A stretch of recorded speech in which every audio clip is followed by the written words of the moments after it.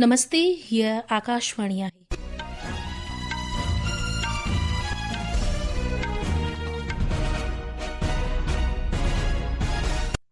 सिंधी समाचारनि सां मां ज्योति फुलवाणी। सभ खां अवल ॿुधंदासीं ख़ासि ख़बरूं। पार्लियामेंट जो सियारे वारो इजलास अॼु विकसित भारत जी रामजी बिल समेत केतिरनि ई अहम बिलनि खे बहाल करण सां गॾु मुकमल थियो।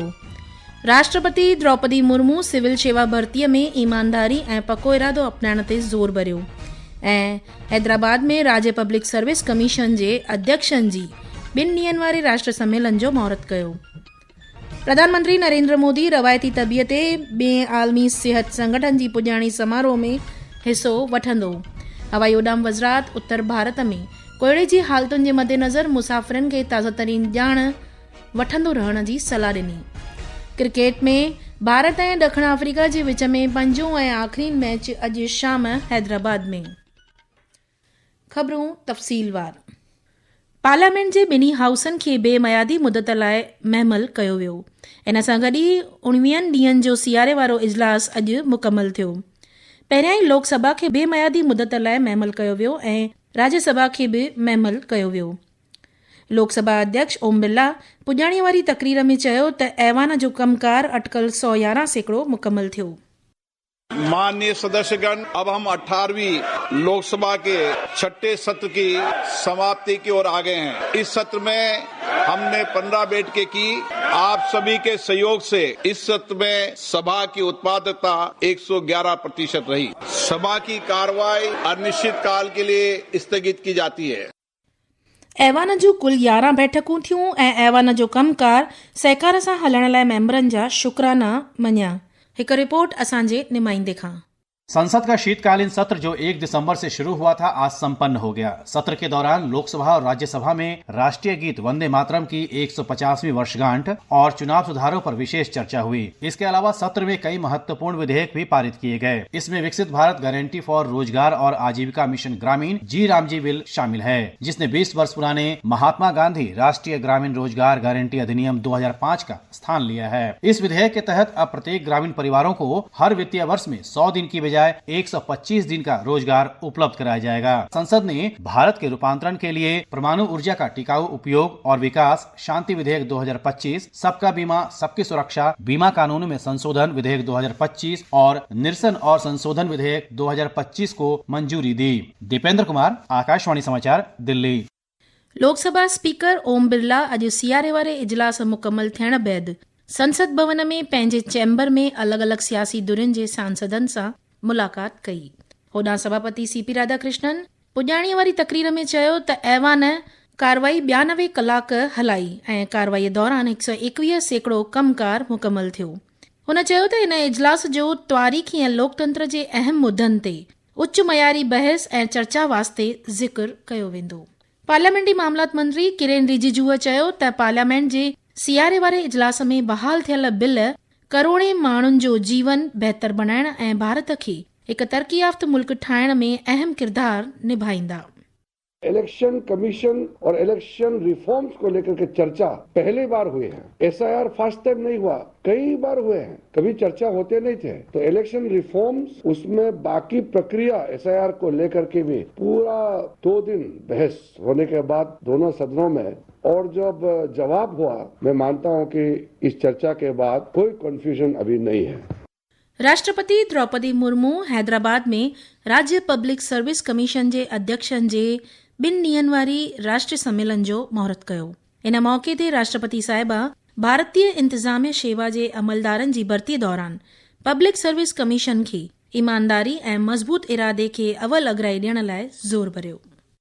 ही ख़बरूं तव्हीं आकाशवाणीअ तां ॿुधी रहिया आहियो। वधीक ख़बरुनि जे लाइ तव्हीं असांजी वेबसाइट newsonair.gov.in खे फॉलो करे सघो था। इहे ख़बरूं तव्हीं असांजी YouTube channel air news Gujarat ते बि ॿुधी सघो था।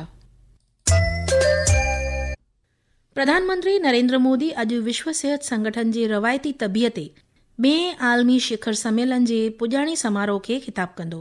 इन मौके ते श्री मोदी आयुष खिते जे my Ayush integrated service portal समेत केतिरनि ई अहम पहलुनि जी शुभ शुरूआत कंदो।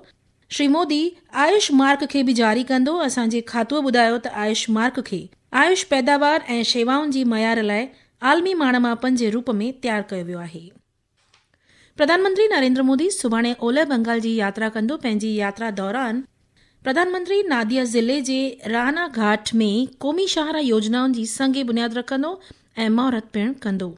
प्रधानमंत्री आम सभा खे भी खिताब कंदो।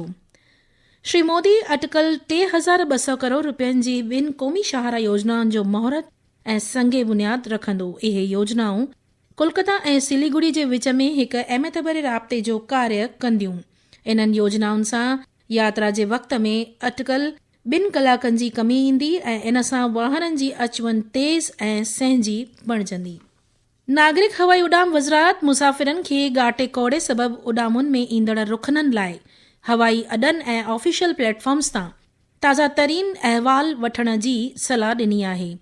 वज़रात चयो त हवाई उॾाम इख़्तियारी मौसम महकमे सां गॾिजी कमु करे रही आहे ऐं ऑपरेशनल फ़ैसिला हक़ीक़ी वक़्त जे मौसम जी अॻकथियुनि जी बुनियाद ते खयां पिया वञनि।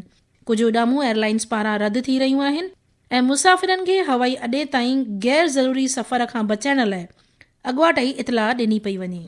आबहवा महकमे अॼु उत्तर प्रदेश ऐं बिहार में तमामु ॻाटे कोहरे लाइ रेड अलर्ट जारी कयो आहे ऐं उत्तर प्रदेश ऐं उत्तराखंड में तमामु थधि रहण जा आसार चिटा कया आहिनि। अॼु बॉम्बे स्टॉक एक्सचेंज जो सेंसेक्स 448 पॉइंटनि जी वाधि दर्ज कंदे 84,929 ते बंदि थियो। होॾां नेशनल स्टॉक एक्सचेंज जो निफ्टी 151 पॉइंट वधी 25,966 ते पहुतो। रांदियुनि ॾांहुं रुख वराईंदे भारत ऐं ॾखण अफ्रीका जे विच में पंजों ऐं आख़िरी 2020 अंतर्राष्ट्रीय क्रिकेट मैच अॼु अहमदाबाद में खेॾियो वेंदो। मैच शाम 7 बजे शुरू थींदी। सीरीज़ में भारतीय टीम 2-1 सां अॻिराई ते आहे। भारतीय साहेली निगहबान दस्ते ICG जे नए बेड़े जे अदम्य दर्जे जे तेज़ गश्त कंदड़ बेड़े जे 3 जहाज़ अमूल्य खे अॼु गोवा में शामिल कयो वियो। तेलंगाना में पाबंदी मड़ियल भारतीय कम्युनिस्ट पार्टी संगठन जे 6 बर्ख कार्यकर्ताउनि समेत 41 अंडरग्राउंड कैडरेज़ हैदराबाद में डायरेक्टर जनरल ऑफ पुलिस जी मौजूदगीअ में सूबाई पुलिस आॾो हथियार फिटा कया।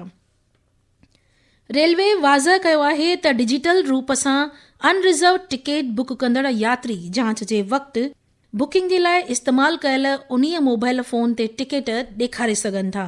हाणे अहिड़नि यात्रियुनि खे टिकट जी प्रिंट आउट कढण जी का बि ज़रूरत कोन आहे। पॾे मंत्री डॉक्टर S जयशंकर अॼु नई दिल्लीअ में नीदरलैंड जे पॾे मंत्री डेविड वैनिल सां मुलाक़ात कई। सोशल मीडिया पोस्ट में श्री जयशंकर चयो त उन्हनि ॿिन्ही मुल्कनि जे वापार, रक्षा, जहाज़रानी, जल, ज़राअत, सिहत ऐं सक़ाफ़त समेत बाहिमी सहकार ते चर्चा कई। डॉक्टर जयशंकर चयो त ॿिन्ही मुल्कनि सेमीकंडक्टर, टैलेंट मोबिलिटी ऐं वर पैदा थींदड़ तवानाईअ में नवां वजह तलाश करण जी पिणु चर्चा कई। ॿिन्ही वज़ीरनि ॿिन्ही मुल्कनि जे आलमी मुदनि ऐं घण तरफ़ी सहकार ते वीचारनि जी ॾे वठि कई। आख़िर में ख़ासि ख़बरूं हिकु बार ॿीहर ॿुधंदा। पार्लियामेंट जो सियारे वारो इजलास अॼु विकसित भारत जी राम जी बिल समेत केतिरनि ई अहम बिलनि खे बहाल करण सां गॾु मुकमल थियो। राष्ट्रपति द्रौपदी मुर्मू सिविल शेवा भर्तीअ में ईमानदारी ऐं पके इरादे अपनाइण ते ज़ोर भरियो ऐं हैदराबाद में राज्य पब्लिक सर्विस कमीशन जे अध्यक्षनि जी 2 ॾींहनि वारी राष्ट्र सम्मेलन जो महूरत कयो। प्रधानमंत्री नरेंद्र मोदी रवायती तबियत ते ॿिए आलमी सिहत संगठन जे पुॼाणी समारोह में हिसो वठंदो। हवाई उॾाम वज़रात उत्तर भारत में कोयड़े जी हालतुनि जे मद्देनज़र मुसाफ़िरनि खे ताज़ा तरीन ॼाण वठंदो रहण जी सलाह ॾिनी। ऐं क्रिकेट में भारत ऐं ॾखण अफ्रीका जे विच में पंजों ऐं आख़िरी मैच अॼु शाम अहमदाबाद में। ख़बरुनि जो इहो सिलसिलो हिते पूरो थियो। इजाज़त ॾींदा, नमस्ते।